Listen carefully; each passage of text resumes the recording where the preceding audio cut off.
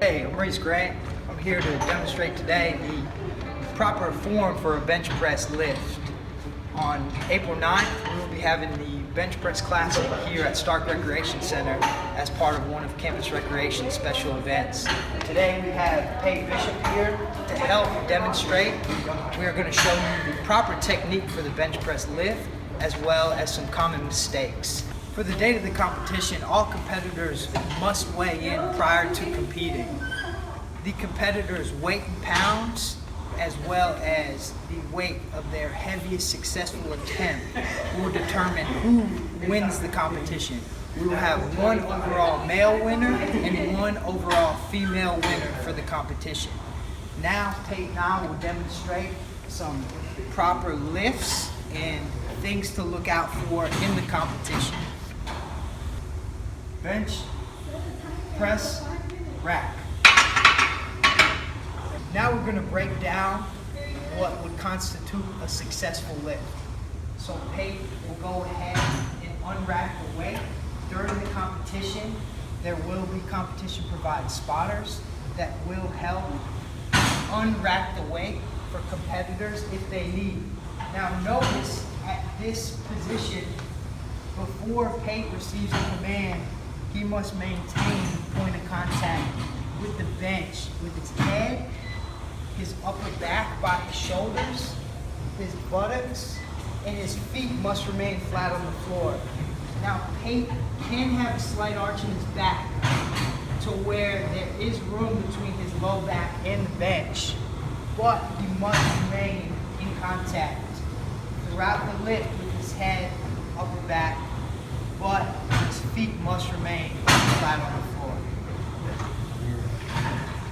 Bench, press. So notice with that attempt, Pate's head, upper back, and butt remained in contact with the bench. His feet remained flat on the floor. The bar was pressed in one even, continuous motion with the bar remaining level, and his arms are at full pre-lockout extension. Now that we showed you a successful attempt, we now want to go over the most common causes for disqualification. So once Pate gets set under the bar and throughout the course of his attempt, any change in his elected lifting position will be a cause for disqualification. The first most common cause will be a change in the head position or a raising of the head off the bench. So notice as the bar comes down, his head comes up off the bench. Notice how his head comes up off the bench as he presses the bar. Any case in which his head comes up off the bench, either when the bar comes down or up, would result in disqualification for this attempt. Another cause for disqualification will be the raising of the buttocks up off the bench. Go ahead. So notice as Pate presses the bar up, his hips come up and his butt comes up off the bench. The next cause for disqualification would be a change in the original point of contact. Start again. Go ahead, start over. Another cause for disqualification would be a change in the feet from their original point of contact. Go ahead. So notice that his heels are coming up off the ground.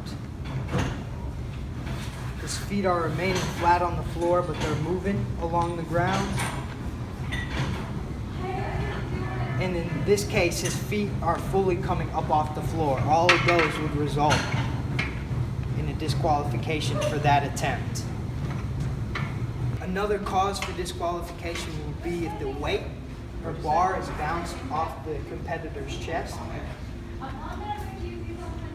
And notice how with each rep, Pate is bouncing the bar off his chest in order to gain upward movement and momentum of the bar. Another cause for disqualification of an attempt will be if the competitor has an uneven extension of their arm during the upward portion of the lift. Notice as Pate presses, one arm comes up at one time and the other follows. Remember that the bar must be pressed up in one even, continuous motion. Any of those would constitute a disqualification for that attempt. Another cause for disqualification would be failure of the competitor to press the bar to full extension of the arm before completion of the lift. Notice as Pate finishes the lift, his arms are at a slight angle and they aren't fully locked out. Go ahead and give us one more. Because he's failing to come to full lockout of the arm, that would be an unsuccessful attempt. The last most common cause for disqualification will be a failure to comply with the referee's commands. Bench, press. On that repetition, Pate failed to wait for the rack command.